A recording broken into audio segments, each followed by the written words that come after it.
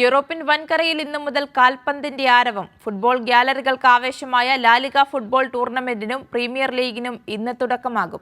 കാൽപന്തിന്റെ കളിമേടായ ഇംഗ്ലണ്ടിൽ ഇന്ന് പ്രീമിയർ ലീഗിന് പന്തുരുളും. ആൻഫീൽഡിന്റെ ചുവന്ന കുപ്പായക്കാരും മാഞ്ചസ്റ്റർ സിറ്റിയുടെയും ചെൽസിയുടെയും പടയാളികളുടെയുമെല്ലാം ആവേശം വിതർന്ന കാഴ്ചകൾക്ക് ഇന്ന് കിക്ക് ഓഫ്.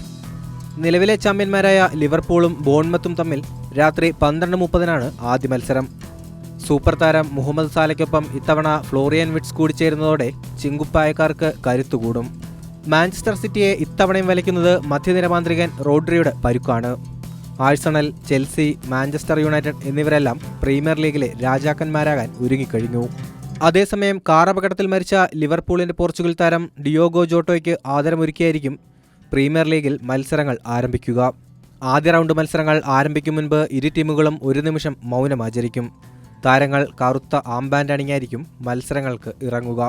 സ്പാനിഷ് ലീഗിലെ ഗ്ലാമർ പോരാട്ടങ്ങളും ഇന്ന് ആരംഭിക്കുകയാണ്.